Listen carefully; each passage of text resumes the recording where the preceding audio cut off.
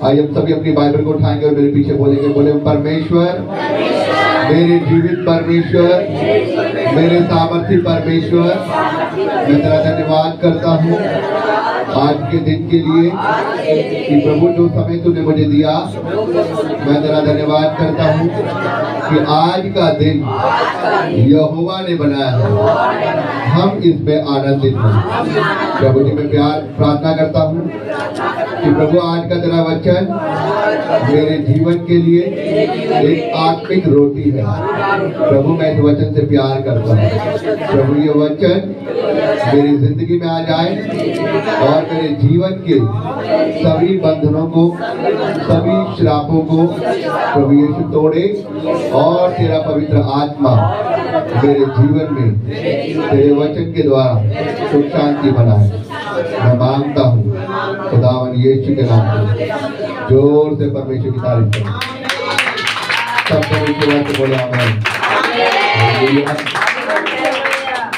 आइए परमेश्वर के वचन से निकालेंगे लूका नबी की पुस्तक, लूका नबी की पुस्तक और उसका 4 अध्याय, उसकी 18 से 19 तक हम पढ़ेंगे। प्रभु का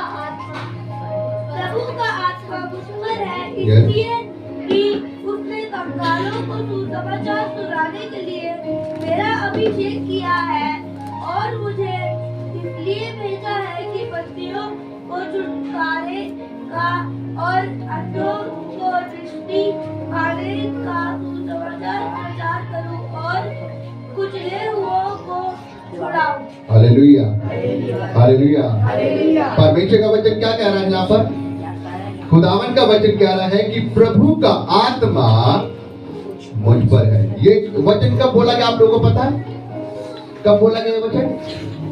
ये वचन तब बोला गया जब खुदावन प्रभु यीशु मसीह भवन में जाकर, मंदिर में जाकर वो प्रचार करने लगा। हालेलुया। और बाइबल में लिखा है जो वो प्रचार करने लगा उसने किस वर्ड को बोला कि प्रभु का आत्मा मुझ पर है। हालेलुया। वो कह रहे हैं कि प्रभु का आत्मा, मेरे यहोवा का आत्मा, मेरे पिता का आत्मा मुझ पर है, इसलिए कि उसने मुझे किस लिए चुना? उसने मुझे कंगालों को सुसमाचार सुनाने के लिए मेरा अभिषेक किया है। Hallelujah, hallelujah. प्रभु यीशु मसीह कह रहा है कि उसने मुझे कंगालों को, कौन होते कंगाल लोग आप लोगों को पता है? जिसके पास कुछ भी नहीं होता। जब मैं आप लोगों से कुछ बोलता हूं तो आप लोग प्लीज जवाब दीजिए करें, क्योंकि इससे पता लगता है कि आप लोग कितना, आपका ध्यान परमेश्वर में है और आप लोग कितना वचन के प्रति आप लोग ध्यान रख रहे और अपना प्रेम जता रहे हो। तो बाइबल बता रही है कि परमेश्वर यहाँ पर कह रहे हैं कि प्रभु का आत्मा मुझ पर है क्योंकि उसने मुझे कंगालों को सुसमाचार सुनाने के लिए मेरा अभिषेक किया है। कितने लोग अभिषेक के बारे में जानते हैं?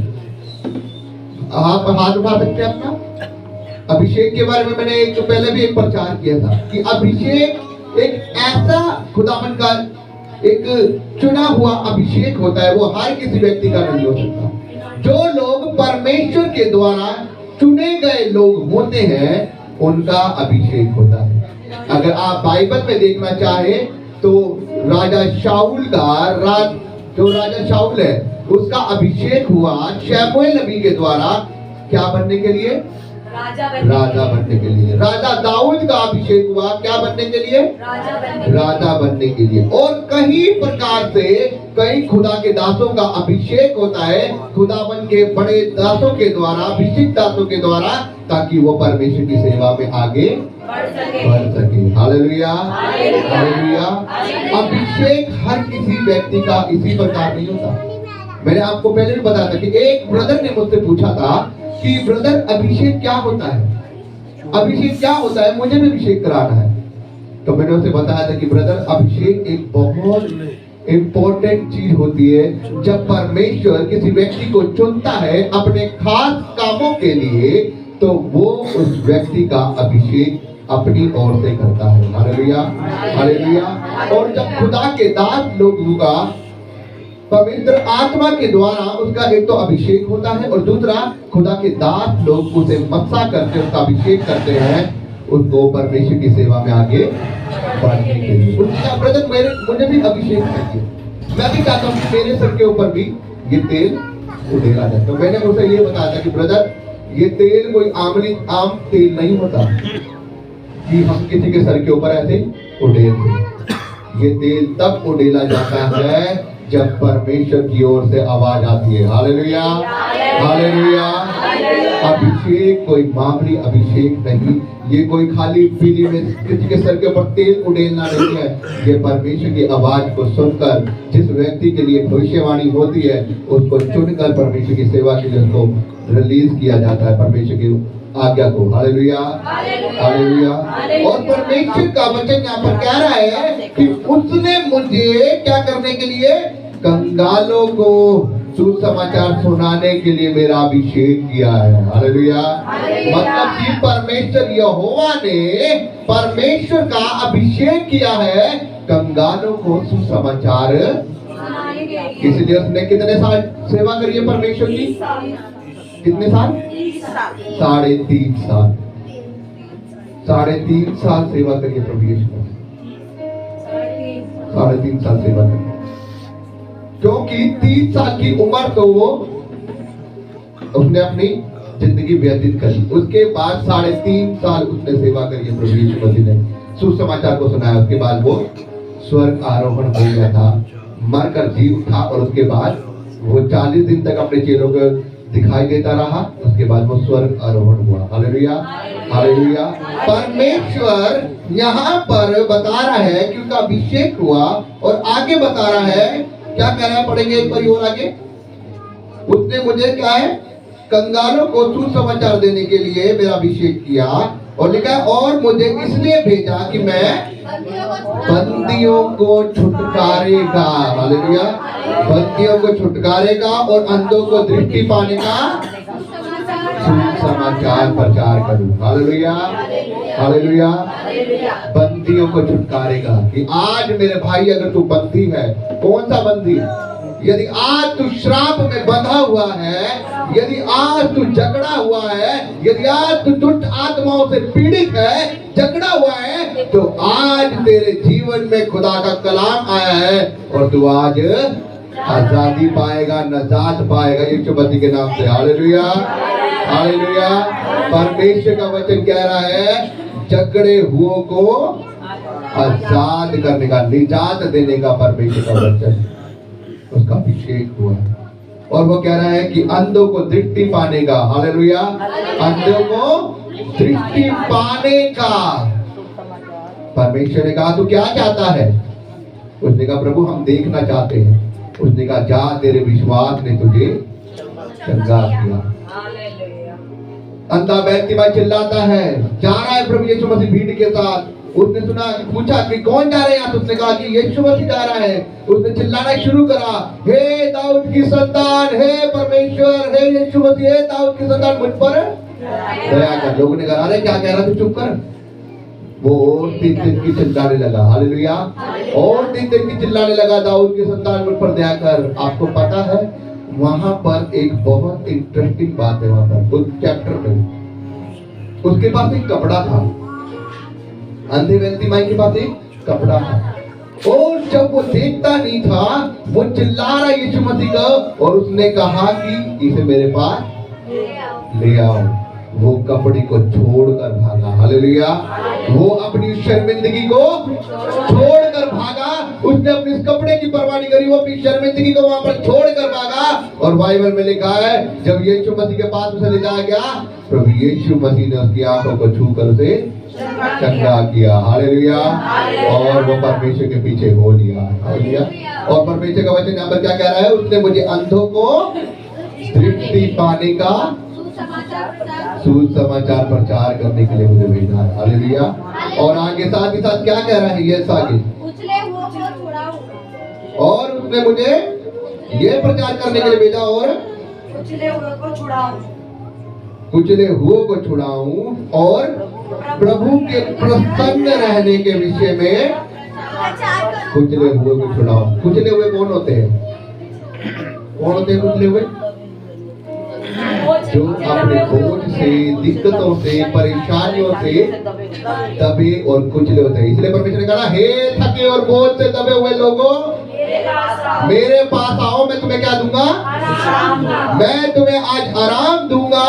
जिस कर्जे से तुम कुचले हुए हो, जिस बोझ से तुम कुचले हुए हो, जिस बीमारी से तुम कुचले हुए हो, दबे हुए हो, आज मेरे पास आओ, मैं तुम्हें क्या करूंगा? आराम दूंगा। वो आराम देने की बात कर रहा है। Hallelujah, hallelujah. वो कह रहा है कुचले हुए को और प्रभु के प्रसन्न रहने के विषय में प्रचार करूंगा। हालेलुया। कौन सा वचन है जो प्रभु के प्रसन्न होने का क्या है? मैं प्रभु के प्रसन्न रहने के विषय में प्रचार करूं। क्या है प्रभु के प्रसन्न रहने का? उसका मतलब ये है कि परमेश्वर के प्रसन्न रहने का प्रचार करूं। उसका मतलब ये है कि परमेश्वर की आज्ञाओं को, उसके वचनों को, उसकी कलाम को, उसकी विधियों को, उसकी शिक्षा को प्रचार करूं, ताकि आप लोग उसकी शिक्षाओं को सीख के उसकी महिमा करें और उससे क्या हो? परमेश्वर की महिमा होने पाए, उसके जय जयकार होने पाए और लोग क्या हो? उस वचन के द्वारा छुटकारा पाए। हालेलुया। आज परमेश्वर छुटकारा देना चाहता है। आज परमेश्वर आजादी देना चाहता है हर किसी को। आज परमेश्वर हर किसी की आंखों को खोलना चाहता है। जरूरी नहीं कि आज सब अंधे हैं, लेकिन बाइबल बताती है कि शरीर के माध्यम से आज ज्यादातर दुनिया में क्या है? अंधी है। Hallelujah, hallelujah. आप लोग बोलेंगे हम तो देखते हैं, हम तो अंधे नहीं है, लेकिन बाइबल बताती है वो देखते तो हैं लेकिन उनकी आंखें अंधी है। सुधु के ऊपर इसी लोग कह रहे हैं कि हे प्रभु, कहीं तू हमें तो नहीं कह रहा कि हम देखते हुए भी अंधे हैं? बाइबल बताती है कि जो परमेश्वर के कामों को देख रहे हैं, जो परमेश्वर की उन शिक्षाओं को जानते हुए भी फिर भी जानबूझकर अनजान बन रहे, वो क्या है? वो अंधे हैं और सुनते हुए भी बहरे। Yes, hallelujah, hallelujah. वो देखते हुए भी अंधे हैं और सुनते हुए भी बहरे। वो परमेश्वर की शिक्षाओं को सुन लेते इस कान से। अच्छा कि परमेश्वर के वचन में ऐसा लिखा है, छुटकारा पा जाएंगे, मेरे बंधन उतर जाएंगे, मेरी बीमारी चंगी हो जाएगी, वो सुन लेंगे, लेकिन विश्वास परमेश्वर बोलता है, हे बेपरतीते लोगों, हे अल्पविश्वासियों, तुमने संदेह क्यों किया? पतरस ने क्या कहा जब प्रभु यीशु मसीह पानी के ऊपर चल रहा है? प्रभु, मैं भी पानी के ऊपर चलना चाहता हूँ। परमेश्वर ने क्या कहा? आजा। हालेलुया। क्या कहा प्रभु यीशु मसीह ने? आजा। जब तक प्रभु यीशु मसीह के साथ निगाह लगी रही, जब तक उसकी दृष्टि प्रभु यीशु के साथ लगी रही, जब तक उसकी आंखें खुली रही, वो पानी के ऊपर चलता रहा। हालेलुया। लेकिन थोड़ी सी हवा का झोंका आया, क्या हुआ? थोड़ा सा हवा का, कौन सा झोंका था वो? लोगों के ताने, लोगों की बातें, लोगों की मन में फर्क आ गया ना। थोड़ा सा कर्जा, थोड़ी सी बीमारी, थोड़ा सा दुख, थोड़ा सा तकलीफ, थोड़ा सा लोगों का ये बोलना कि अरे भाई तेरा धर्म चेंज हो जाएगा, है ना? ऐसा ही होता है ना?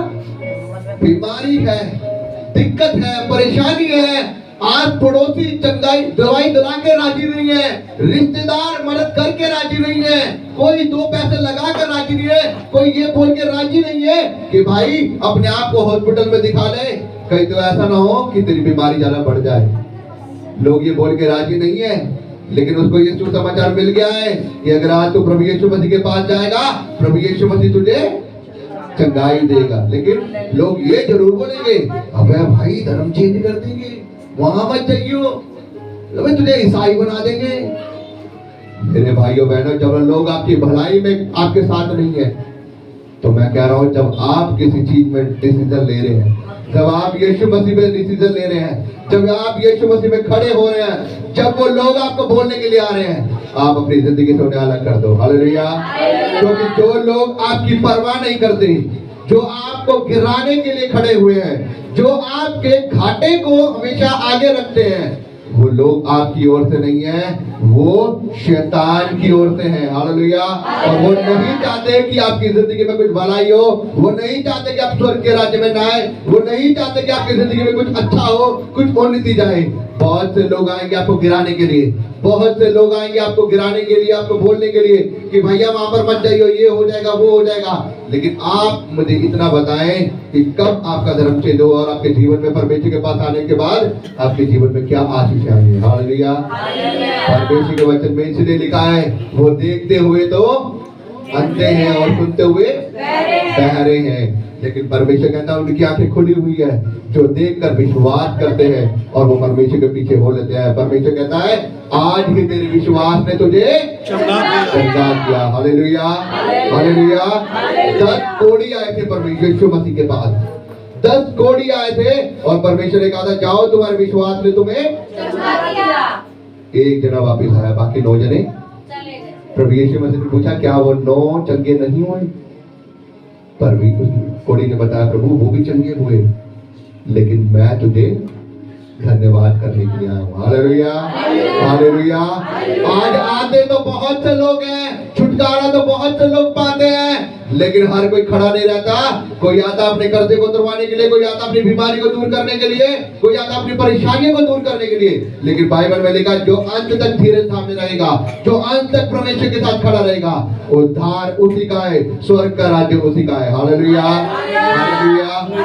बहुत से हैं जो जय मसीह की करते हैं, बहुत से हैं जो हालेलुया हालेलुया करते हैं, लेकिन बाइबल बता रही है हर कोई स्वर्ग के राज्य में प्रवेश नहीं करेगा। Hallelujah, hallelujah.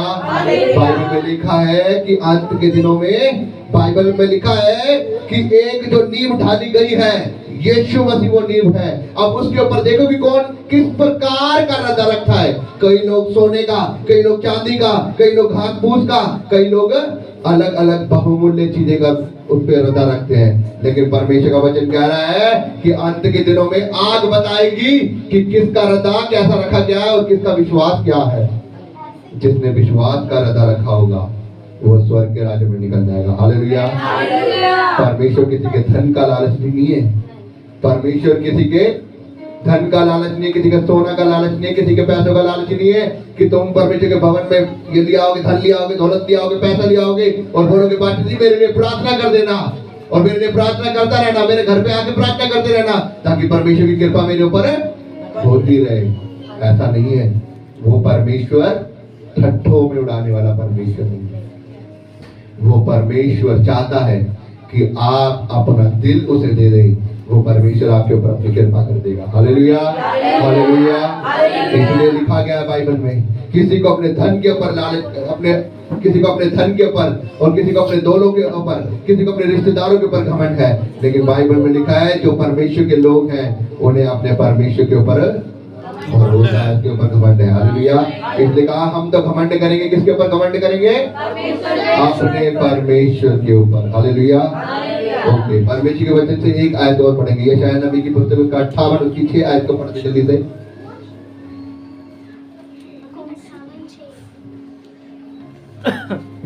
यशायाह नबी की पुस्तक उसका 58 उसकी 6 आयत को पढ़ते जल्दी से। जिस उपवास से मैं प्रसन्न होता हूँ वह क्या यह नहीं है अन्य से बनाए हुए दासों और अंधेर सहने वालों का जुआ तोड़कर तुमको छुड़ा लेना और सब जुओं को टुकड़े टुकड़े कर देना। बस क्या कह रहा है परमेश्वर सुनने का वचन? कह रहा है कि मैं किससे प्रसन्न होता हूँ? लिखा है जिस उपवास से मैं प्रसन्न होता हूँ वह ये नहीं है कि अन्याय से बनाए हुए दासी और अंधेरा सहने वालों का जुआ तोड़कर उनको छुड़ा लेना। वो कह रहा है कि मैं उस उपवास से प्रसन्न नहीं होता, वह क्योंकि जो अन्याय से बनाए हुए दासों, अन्याय से बनाए हुए दासों और अंधेर सहने वालों का जुआ तोड़कर, हालेलुया, क्या कह रहा है? अंधेर करने वालों का जुआ तोड़कर उनको छुड़ा लेना और सब जुओं को टुकड़े टुकड़े करके देना। हालेलुया। सब जुओं को टुकड़े टुकड़े कर देना। हालेलुया। परमेश्वर से जो वफादारी से चलेगा ना, जो ईमानदारी से चलेगा, जो ईमानदारी से अपनी आत्मा को उसकी ओर लगाएगा, परमेश्वर उसके जुओं को टुकड़े टुकड़े कर देगा। हालेलुया। लेकिन जो परमेश्वर के साथ सही ढंग से नहीं चलेगा, जो अन्यायी तरीके से चलेगा, जो दिखाने के लिए परमेश्वर को अपने काम दिखाएगा, परमेश्वर के वचन में लिखा है कि वो मनों को जांचने वाला परमेश्वर है। हालेलुया। और वो हर एक के मन को जानता है। वो मेरे मन को भी जानता है और वो आपके मन को भी जानता है। हालेलुया। वो हर एक के मन को जानकर उनके जीवन में काम करता है। हालेलुया। तो मेरे भाइयों बहनों, मैं आपको इतना ही बताना चाहता हूँ कि हमें परमेश्वर के साथ सही प्रकार से अपने जीवन को व्यतीत करना है। और परमेश्वर यहाँ पर कह रहा है कि मुझे इसलिए अभिषेक किया गया है कि मैं कुछ लोगों का, बंदिशों का, हर एक का मैं क्या करूं, उनको सुसमाचार सुनाऊं ताकि वो छुटकारा पाए, अपने जीवन में आनंद पाए और उस सुसमाचार के द्वारा अपने जीवन को व्यतीत करें। तो आज जब परमेश्वर का वचन आपके जीवन में आया है, आप इस वचन को ग्रहण कर लेना, अपने जीवन में समा लेना, बसा लेना। बाइबल में लिखा है, हे मेरे पुत्र, मेरी शिक्षा तेरे जीवन से कभी लोप ना होने पाए, उसे अपने गले का हार बना लेना। तो मेरे भाइयों बहनों, आज इस शिक्षा को अपने जीवन में बसा लेना ताकि इस शिक्षाओं के द्वारा आप हमेशा अपने जीवन में उस खुदावन के हाथ को देखें जो खुदावन आपके जीवन में चल जाता है। परमेश्वर के वचन के पढ़े और सुने जाने पर आशीष हो। आइए हम प्रार्थना करेंगे। धन्यवाद सर्वशक्तिमान खुदा ईश्वर मेरे